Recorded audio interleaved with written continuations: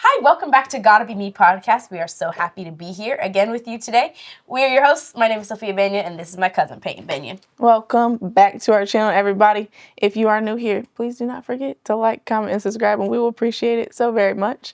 We are so pleased and grateful to have another guest on our show today. This is a very special guest, and I'm going to let you know why. Back last summer when me and Peyton first started talking about starting a podcast, and we were, gonna do it and not gonna do it, and can we, and are we able to, and we enjoy speaking, Why but should we? Is it gonna be a thing? Why should we? One of our biggest questions was, what should we call ourselves? And we talked about it and talked about it, and we had lists and ideas, and we asked our parents, and we asked our friends, and we weren't coming up with anything that we were both like, that's it. That's what we want to do. And I think it was your idea, right? To ask. Might have been. Did I reach out? I don't know who reached out. I'm pretty sure it was Peyton's idea. I might have reached out, but I'm pretty sure it was your idea. Peyton was like, we should ask Sister Roz. Sister Roz would give us some great ideas. And I was like, okay. So I texted Sister Roz. I was like, Mother Sims, we need help. We have this podcast, and what can we name us? And I'm telling you, she came back with a list, probably 10 or 15. We should. That would be funny. All the different names. I'm going to see if I have that list. That it could have been. She had one called Misunderstand Podcast, but it was like Miss, like MISS, because we're not married, so we're like, we are misunderstand, and like that's so creative already, right? Mm-hmm. She said she had only BU podcast, but like BU. She had. It's like a spin-off of Gotta Be Me. Yes, actually, I kind of loved 2 P's in a podcast. 2 P's. That was cute. That's so unserious. No, I can't. No. But it's so cute, and we could have done such cute things with our logo. Nope, that would have not made me feel serious. Well, I think somebody else already had that name. And then she had only BU. Okay, I already said that one. And then her last idea was Gotta Be Me podcast. And she said, do just a B, not BE, because B for Benyon, because that's both of our last name. And we were like, thank you so much, And so we went back and we thought about the ones, and we asked our friends some more, like, okay, what about this one? And everybody that we asked when we brought up Gotta Be Me were like, oh yeah, that's a good one. And that's a good one because for this reason and that reason and blah, blah, blah. And except Peyton, right? Yeah. At first, Peyton was I didn't like it. I don't know about that. What was the one that you were liking? We had Lindsay, but Abraham was like, blah, blah, blah, it could sound like this, Lindsay and that, and the other. All this stuff. And what made you think of Gotta Be Me? I don't know. You don't know, you just thought of it. No, you know that Stevie Wonder song. I Can Only Be Me? Yep. Oh, yeah. I had been listening to that. I love that our name is inspired by that. I've been listening to that. I wish I'd have known that. Yeah. That's grand. I love that. Anyway, so we finally settled on Gotta Be Me. And Peyton, like, it grew on Peyton. Like, I think she loves it now, right, dude? I remember, like, the first people that asked me, I would, like, not tell them. What the name was? You were embarrassed? Serious. But, like, I believe in your intuition, and you were like, no, it's gonna work, and that's the only way it's gonna work. It has to be this. And I was like, I will get over it. Also, you would not get over it if I picked something and you didn't like it. I will get over it. I'll be like, it is what it is, So I was like, we're going to go with this. And now I love it. Yeah, I love it. Because I have a problem, like, when I think I'm right of, like, unthinking I'm right. Like, once I think I'm right, I'm very stuck on that. Very true. Well, I just knew. With this one, I was right, though. Come on, listen. Gotta Be Me. Like, I was right with that one. This is good. So, Roz, thank you so much for the name. It's the best. We love it. We're trying, at this point in our lives, we're trying to stick it on everything. Cups and hats and jackets. And I want one. You want one? Yep. Okay. All right. We thought we could use the opportunity to answer one of the biggest questions that we get on the podcast. Okay. The first thing everybody notices about us is obviously the way we dress. Yes. At all times. Yes. Like, I mean, that's the first thing. Before they watch anything, before they hear what they say, they're like, okay, but what's up with the clothes? Always. And me and Peyton said to each other, well, let's ask Sister Roz to talk about why she feels like we dress this way. And there's more to that question that I'll add on later. But I think I'll just let you, like, talk about that for a little bit and then maybe ask more details as we get into the conversation. Personally, I feel like I have so many good reasons for the way that we... I mean, obviously, I know you do, too. Yes. So I'm just saying... They're not coming to me. I'm just saying you're probably like, well, I could go here, here, here, here. But I think distinction is a great place to start. Distinction from what? From just people... Probably just what you could buy anywhere. I mean, you can't just go and buy what we wear. People ask us all the time. I've often said, if there's a fire, I'm saving my clothes. Yes, that's Yes. the first thing I'm 100%. grabbing. I can buy that. I can buy a lot of other things. I cannot buy my clothes. That's right. So I think that is a big thing. Something for me, like I always wanted people to recognize like the joy and that I have in the Lord, and I would smile real big at people. And this was before I dressed this way, and I do all kinds of things that to try to get people to recognize that I was a Christian and I love God. Point to God. And as soon as I put these clothes on, I said, "Oh." I don't have to do anything One extra. way to fix it, yeah. That's all I had to do was put these on. So that made a big difference to me. Having there been a time in my life when I didn't dress this way to now dressing this way. So you didn't always dress like this? No, I did not. I always wore skirts or dresses. I was raised that way. So I had a lot of Church of God background where I would. So you were raised Yes. around the Church of God, Absolutely. in the Church of God? Right. Around it, at least. I didn't always go to the Church of God because there wasn't always the kind of Church of God that Right. that we are That we to see go now. to. It's a lot of Church of God mess. A lot. So, yeah. But so I always wore skirts or dresses, but not like this. Not like this every day. Particular style, yes, because this is the particular of all particulars, right? You can't buy it nowhere. So I know this is it. Simple, but very distinct, and It does. It Yeah. stands out. definitely. I like the associative property of our dress as well. Like, Yes. people see you in the store, Yes. and then they see me a few days later, Yeah. and they're they like, know. Hey, yeah, I've seen that before. So you grew up around the Church of God. Yes. How old were you when you got saved? That it was after I got married that I totally really took a stand for the Lord. There were times in between, of course, when I would do well. I would want to be saved. I always wanted to be saved. Plenty of things I didn't do, or that like that. But it was after I got married that I really got serious too. I felt like the Lord. I had one of those Marvin Winans moments when he said he felt like the Lord was telling him, it's, you got to straighten up now. And I feel like I had that moment, Yeah, I like, had that it's time. moment. And Was it before your son was born? it was before my son was born. Yes, absolutely before. Is that what sparked it, or was it? Do you know what sparked it at all? I couldn't really. We weren't having children.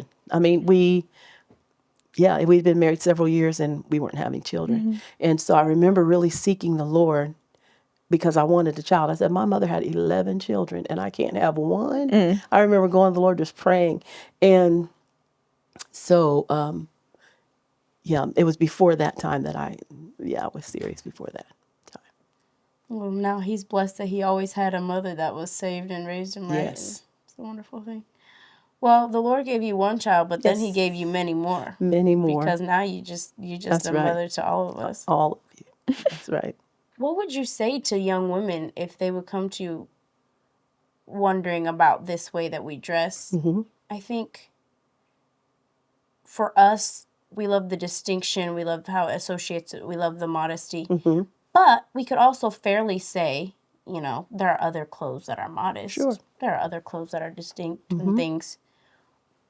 Why is what we wear prophetic for us? Or why does it make sense for us? Yeah. It makes sense for us because I feel like I walked into this too. When I got here, we pretty much dressed like this already. Okay. So I understand it evolved, but by the time I got here, it was set. And so it just has become a brand for us. It's just who we are. It doesn't mean that there's no other way to be modest, but this is our way.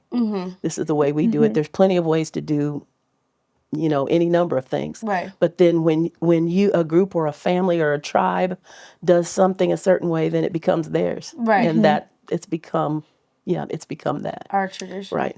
And I believe there's several, I'll let you explain it. There's several people that will look at us and be like, y'all are black and you dress like this. And they would say, you put on a white man's religious clothes and those sorts of things, which I'm coming up with my own answers to them. I'd be going in the comments like, blah, blah, blah, blah, blah, blah, blah, me with my keyboard out. But what would you say to people who press accusations like that?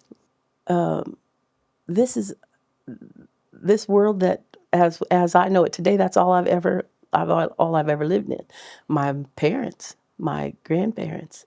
I mean, I know I have ancestors who were not in this country or in, but as far back as I could know, really, we've been here. We've been here. I don't feel like it's a white man's clothes. I feel like back in the day, the black people were the ones who did everything. Somebody recently said that once the slaves were freed, that they didn't know how to do anything because all they'd done was pick cotton. And I'm like, no, that is not true. As far as I can see, the white people didn't know how to do anything. They're the ones who had to learn how. They had to learn how to, or the masters, the slave masters, had to learn how to do the jobs around there, because the blacksmith and their seamstress and all of that was done by their done by their slave, their nurse for their child. So yeah, so anyway, that would have been, I feel like this could easily have been had come up with by, I don't know who came up with it, but this is just this is how we do it. And I don't feel like it's a white man's clothing. It's not. It's American, or it's our country. It's not African or something like that. But but we are African American, right. So at this point, yes, heritage. I have to feel like there's many strong black females that I could point to in the African American history that dress very, very similarly to how I dress, like Harriet Tubman. Yes. Even people like Rosa Parks, right? I mean, they dress very similarly to the way that I am dressed right now. So I don't feel like there's nothing that can be associated. There's nothing for me to hold on to. And I understand that if we'd have never left Africa, we wouldn't have been dressing like this. And I wouldn't go to Africa and tell people, put these clothes on right now. That's good. But there's a story, and we came through something. And I think that you can't reverse that process. And that's not to say that there have been things maybe that are put on us that are whitewashed, and we're striving every day to come out of it and find ourselves and figure out what we need to be. But yeah, just working through that is something that's kind of interesting. It's always one of those questions that slaps you in the face, like, what? I didn't know people said that. Right. So yeah. We give people cause to pause. I mean, when they stop and they're like, what? Okay, what is this? I always think of Moses and the burning bush. You got to stop and see what in the world is this. Yeah. And then when they find out that you know how to speak and you're not oppressed and depressed and whatever. I think that, and then we can tell them about the Lord. And from there. Yeah, from there. And so I think that's part of what we are too. Why would people look at us and see the way we're dressed and assume that we're oppressed or depressed? Because maybe I think you're right. I think they would. The plainness of it, or maybe to them it's strict, like I don't know, it's strict, or there's just some things we just don't choose to, by choosing this, there's so much we're not choosing. Right. That, yeah, I think that is just startling. It's I mean, so much so that some people who I get the sense would never do this. Like if they were not so startled, they would never just say, "Whoa." What I mean, and stop and they say. They would never ask the question, They would never do it. And then they're like, "I'm sorry," but they ask it because it's startling to them. So when people apologize to us for asking a question, we're like, girl, we get asked. Oh, we are so used to this question. Actually, we have no problem answering it. We've answered it all our lives. We were with some of our friends who don't dress like this, and just walking down the road, and they were like, "Am I imagining it, or is everyone looking at us?" And we're like, "No, everyone's looking at us." Yes. That's right. And then we realized, like, you know what? Wait, if everyone wasn't looking at us, that's when we'd feel weird. We would notice. Yeah. Like we've just grown up with people with walking down the sidewalk and slowing down traffic. Like that's always been just, It's true. I think it's less out here in the Midwest because a lot of people are going to assume conservative religions or something. But for sure, like in California, where I come from, nobody knows what's going on when they see us. And then people get confused too, like, are Black Amish? I've never seen Black Amish. Are there such a thing? Or not? I've had that too. I've had that question in the airport one time. A young Black man, he came up to me. He said, "I'm so sorry." I'm so sorry. I'm so sorry. That is hilarious. And he said, "I gotta say it. He said, "Are you Amish?" I have to say it. I said, I smiled at him, of course, and I said, "I don't think there are any black Amish." He turned around and said, "I told you." There's a group They of people made behind him go ask. What is It was going a on? whole group of people. They sent him over They there. sent him over to me, and I laughed and I kept walking. I told y'all. Yeah. Told y'all. Yeah, no black Amish. I love thinking about like because like I mean I grew up like my parents started dressing like this when I was 4. So it's been interesting like as I've grown up like seeing how my answers have changed over the years. Okay. Oh, yes. Like just like you know, you're little and you say this because strangers you ask you used to say when questions you were all little? the time. I don't know, like be modest or something. Yeah. But then I realized like so many people are modest. Yeah, you there's need a to lot. think of something else to say right now. That's right. Because you sound dumb. And then As a child, you don't. I mean, yeah, You just have to grow with your but, answer. Yeah. Yeah. And changing it and realizing like even not necessarily that you were wrong, but you just need to be a little bit deeper. Right. You know? It's you too understanding more and more why you dress like this. Because really, when you're 7, you put these clothes on because that's what your That's mom what they gives you. provided. Right. Like that's what's in Exactly. your closet. Well, I keep thinking about how you told us right before this podcast that you used to teach Sunday schools. Yes, I did. And I don't know if I knew that or didn't. remembered it, but Peyton would know because she used to be in the same congregation That's as right. you. And Peyton was telling me recently that you used to do Bible studies with them about women in the Bible. What are some of your favorite stories? And yeah, I'll ask more of my question later. Of course, there's the ones that are obvious, of course, that I read. I remember reading when I was a child. Whenever I felt guilty about not reading the Bible, I would go read Esther. Because it was interesting. At least it was interesting. That's right. I can hardly preach a message without having a verse from Esther. And I was like, telling Peyton, you're you. terrible. You need to find a different text. Find a different text. But I can't do love it. Esther and Ruth, of course. So I love reading about them. I like to find ones. Sister Peyton said something about ones that are more obscure. No, we have But to. Yeah. ain't much there. But the women who followed Jesus and took care of him out of their own means. I love those 3. Joanna, Susanna, Herod's wife, Herod's steward's wife. Yeah, Who knew? they're in there. They're in there. There's like some Marys, couple Marys are in there. So yeah, I like the things that are they're kind of obscure, but they're there, and you can really read into them. I mean, there has to be more there that's not More not to the written. story. If they were there, what were they doing? What were they doing? Some of them were, I'm sure, they did a lot of providing for him, his physical needs, but also they got to. I would want to be one of those women because I'd want to be getting the words right out of his mouth. I'm just kind of that. Just right there.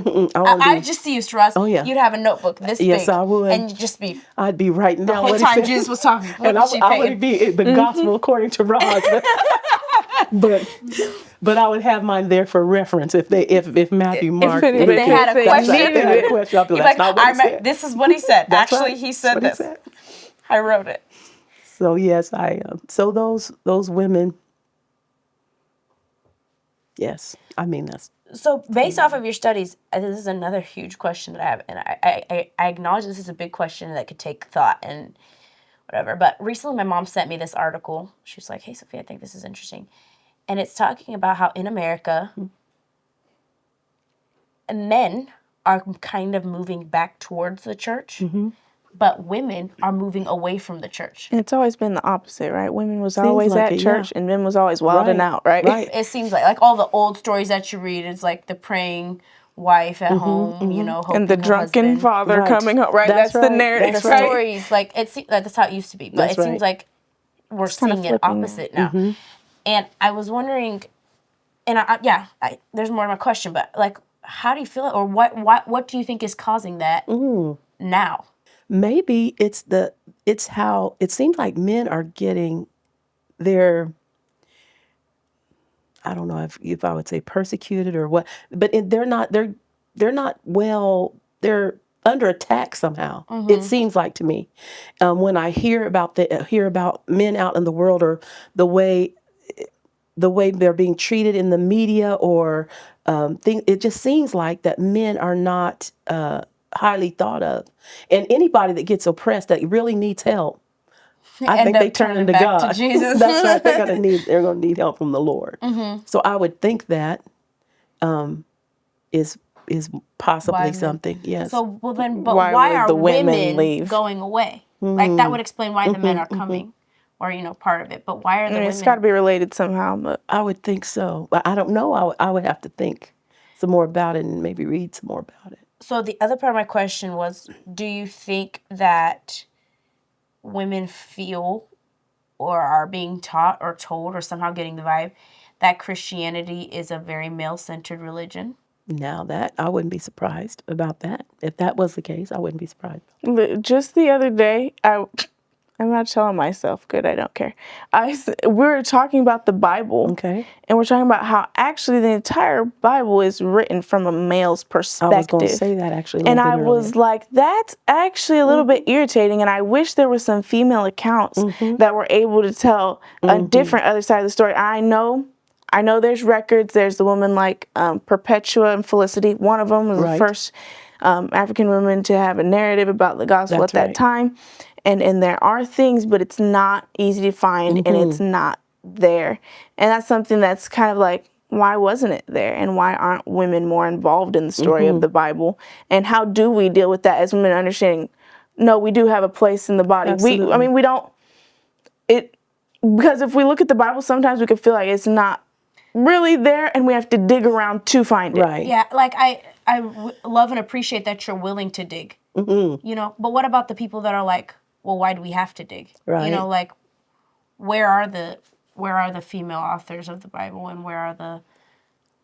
It doesn't seem like that was a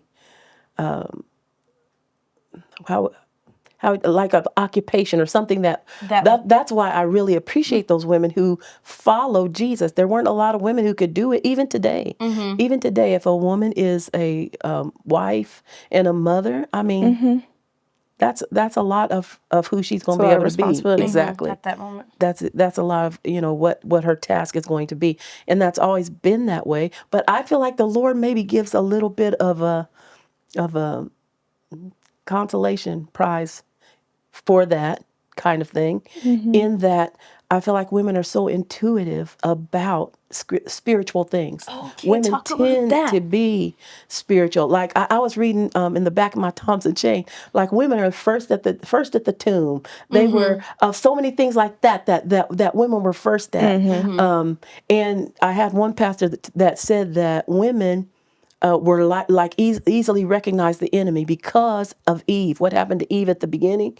How that she had an enmity after that. She was like, okay, devil, you ain't on the gonna. lookout That's for right. you. You ain't gonna do this to me again. Not like That's that. So good. women. So I always think that women are just quick to recognize the Lord, even crying babies and whatever, having to go in and out of service with children or whatever, that there is something innately in a woman that connects with God.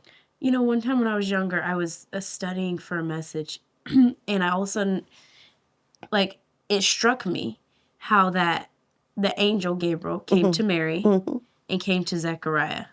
This is like the smartest idea you ever had. Me? Yeah. Not really, but that was really, when you said it, it was so smart. Well, I didn't come to the conclusion by myself. I just was confused because I was like, why did Mary go away praising and Zechariah went away Dumb, right? Right. like he couldn't speak? What was that? And I messaged Brother Steph about it. I was like, and he started talking to me about that, about women being intuitive and just having that spiritual side to them that's a little less structured and a little more open to, the Lord's voice. And then the whole church is the bride. Right. So even the men have said, so they have to come someplace that they are not.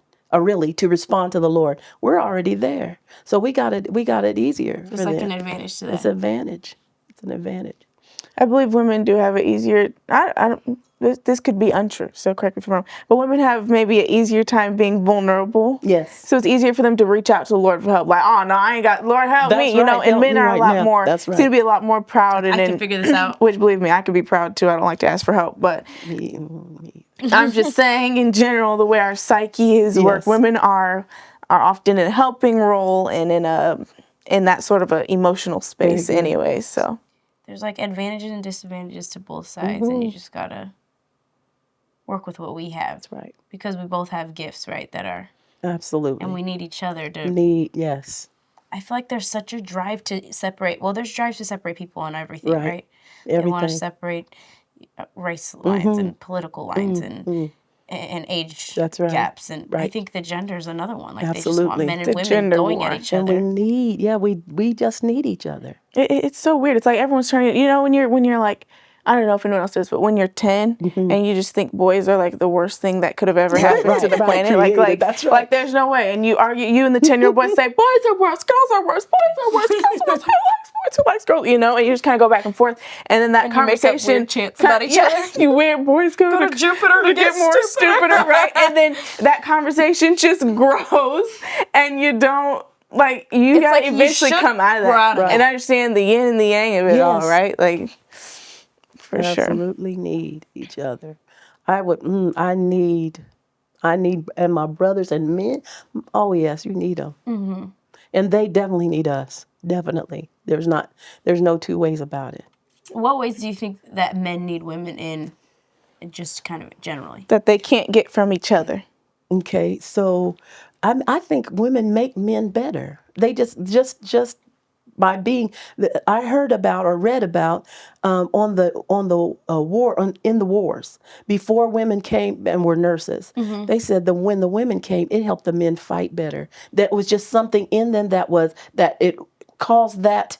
You know, we can't let these things happen. I mean, we got to take care of this. Protective. Yeah, exactly. And so just by being there, it made them better warriors. Warriors. Just existing. Just existing. So you're saying we don't even have to do anything. Don't even have to we do just nothing. show up Show and the men up. get better. That's right. And then of course there's the other part that there's so many things they don't recognize, they don't see that a woman sees and knows to take care of.